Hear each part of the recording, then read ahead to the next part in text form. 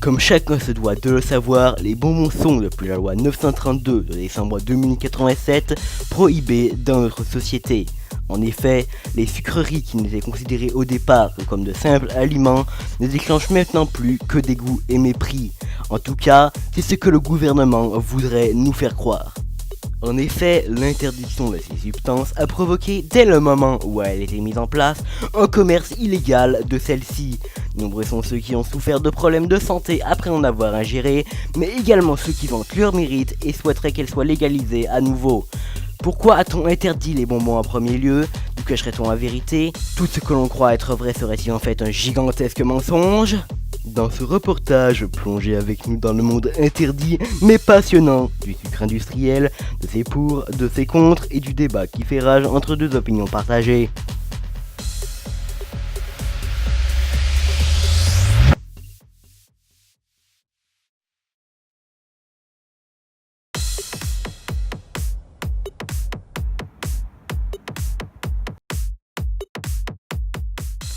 Bonjour, je suis Brigitte Jeannette et je suis reporter. Comme vous pouvez le voir, je reviens avec des blessures de guerre de mon expédition aux Caraïbes où j'ai pu interviewer des pingouins de l'Antarctique.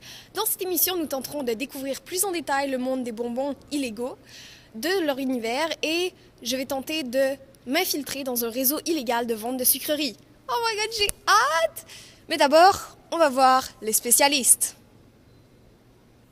Ok, donc en ce moment, nous sommes en présence du docteur Rabajim, spécialisé en nutrition biologique nucléaire tridimensionnelle. Alors docteur, qu'est-ce que vous pouvez nous dire sur ce qui se passe dans notre corps quand on mange des sucreries? Allez-y.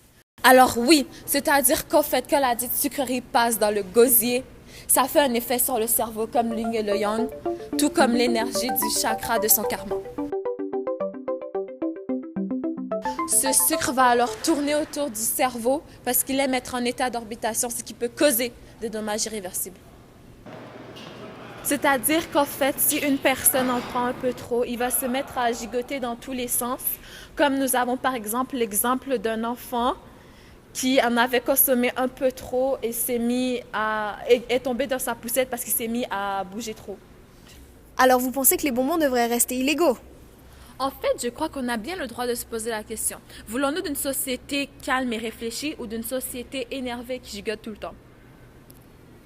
Le choix est plutôt simple, non? Ok, donc là, je sors du bureau du docteur Rabajim. Il avait l'air très convaincant. Enfin, je veux dire, j'ai absolument rien compris, mais il avait l'air de savoir de quoi il parlait, donc je suppose qu'il est digne de confiance. Donc là, maintenant, je vais aller essayer de m'acheter des bonbons illégalement. Je vais commencer par regarder sur une rue très mal fréquentée, et puis on verra ce qui se passe. Oh my god, je sens l'adrénaline là! Ok, c'est parti.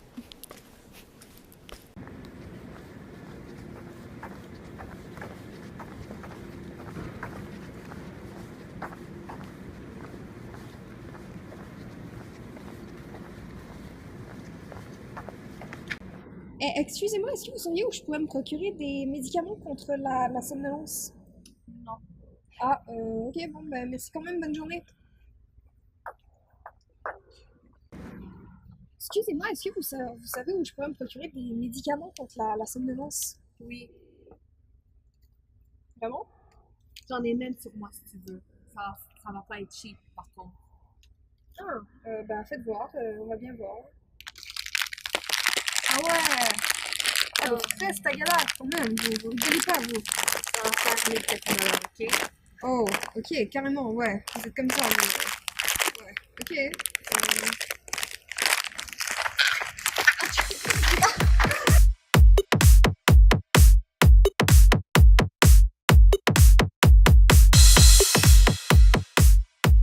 Donc voilà, je me retrouve avec cette espèce de sachet de fraises tagada toxiques, empoisonnées, pleines de produits chimiques et de drogues.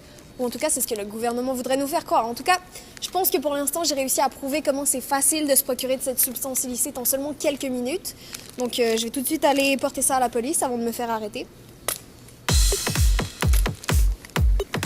Mais pour qu'il y ait sujet controversé, il faut deux opinions. Quels sont les arguments en faveur de la légalisation des bonbons? Une certaine personne qui a tenu à rester anonyme nous en parle. Pour des raisons de confidentialité, nous l'appellerons Thérèse et brûlerons son visage. Non mais c'est pas possible. Se priver des bonbons, c'est de se priver d'un besoin vital. Les bonbons sont essentiels dans la vie parce que quand nous passons des moments difficiles, nous avons besoin de trouver une récompense qui pourra nous rassurer. Les bonbons sont là pour ça, c'est une récompense qui nous poursuit dans notre chemin de la vie. Mais aussi, il faut comprendre que les bonbons aussi ont des avantages médicaux. En effet, beaucoup de personnes l'utilisent comme boost d'énergie. Et c'est très efficace. Mais aussi, il faut comprendre que les bonbons, même si sont interdits, vont continuer à le vendre. C'est comme toute substance illégale. Ça continue à vendre, c'est juste la différence. C'est illégal, là. Les bonbons, c'est la vie, croix au bonbons. Gloire aux bonbons. C'est ce que chante à tue-tête les gens qui penchent vers le mouvement de pensée pro-bonbons.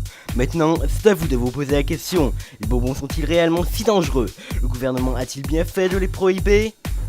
Manifestement, l'État nous cache les vraies raisons de sa décision. De mon côté, je pense qu'on ne devrait plus avoir peur de ces substances qui sont de toute évidence innocentes si bien utilisées. C'était Brigitte Jeannette, reporter, à la prochaine.